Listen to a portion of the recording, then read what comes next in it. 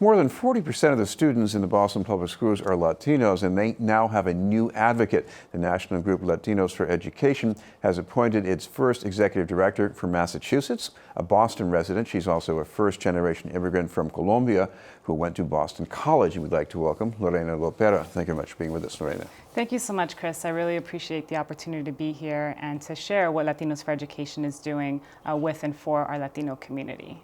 By the way, how does this square with the mission nationally of your organization? Absolutely. So Latinos for Education works to develop, connect, and place essential Latino leaders in the education space. So we have two major fellowship programs. One works with Latinos that are already in the education space to really help accelerate their careers in the education space. And then the other one is to really work with Latinos outside of that to join boards, education nonprofit boards, to make sure that there are Latinos at those decision-making tables that are seeking to serve a majority of Latinos in the community. Well, there's a principle involved here. I guess your organization calls it leading from identity. How does that work? Yes, so leading from identity, it's one of our core values. It really means let's be proud of our culture. Let's really see it as an asset, because that's what it is. And as leaders, and especially if you're in front of students, if you are comfortable with who you are and you are proud in your language and your culture, that's going to allow our students to also be proud and comfortable with who they are and wherever it is that they're coming from. So leading from our identity is really making sure that our culture is at our forefront and that we're proud of it and that we're exhibiting it for our young students. Well, even as a second-generation American, I remember I was a kid, 5 years old, getting these messages to be more normal, more mainstreamed. Does that affect a kid's academic performance, you think?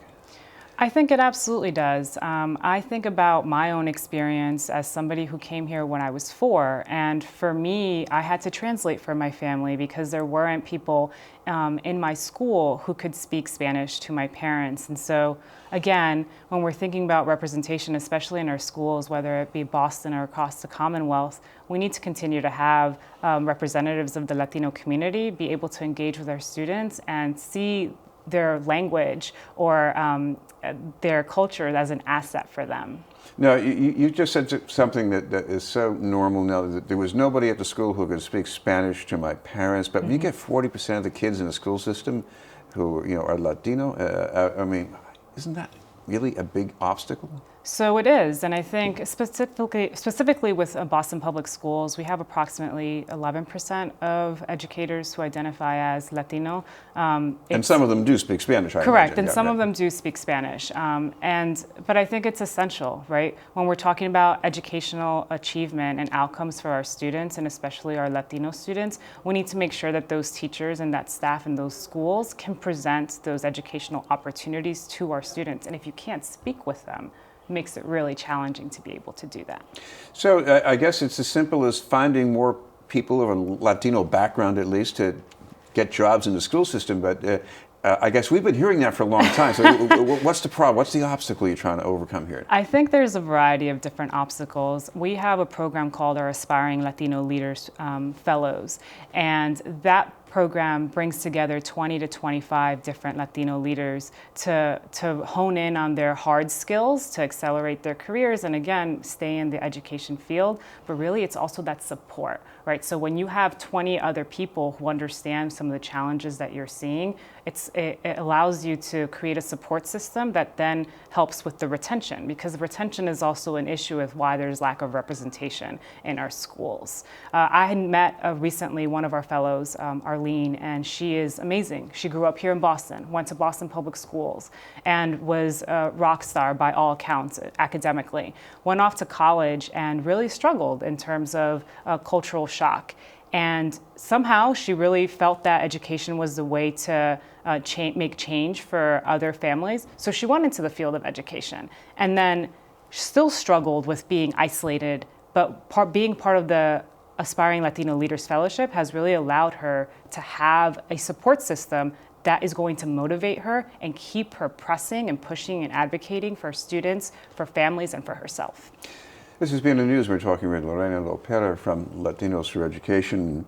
Lorena, you're a statewide leader here, and you've got to look at what's going on at the State House as far as funding, accountability for the schools. What are you looking at right now?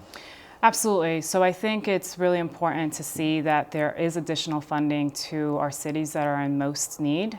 Especially there is a large contingency of Latinos in a lot of those cities. And so I'm glad to see that there is a little bit more funding there. But I think there's a longer conversation and there's a longer debate and discussion that needs to be, that will continue. And I'm excited to keep pressing for the Latinx community, the Latino community, that we're a part of those conversations and that we're pushing to ensure that our students are getting the resources that they deserve.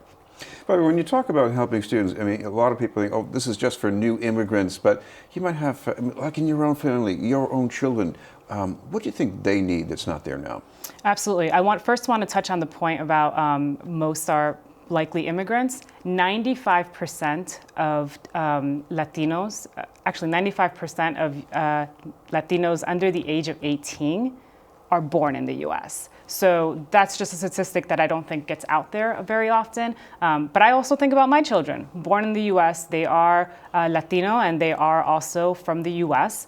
And to me, it's important that people can say their names, right? That people can say Joaquin, that people can say Maite, that their teachers respect their cultures, and that they celebrate that. So I think that those are pieces that are really important to me as a parent and especially as a Latina advocate. Probably if anybody would like to find out more about your organization and get in touch, is there some way they can follow up? Absolutely. We have a website and you can go to www.latinosforeducation.org. Thank you very much for being with us. Thank you. Lorena Lopera from Latinos for Education. Up ahead, we'll hear about free summer meals for young people in Boston.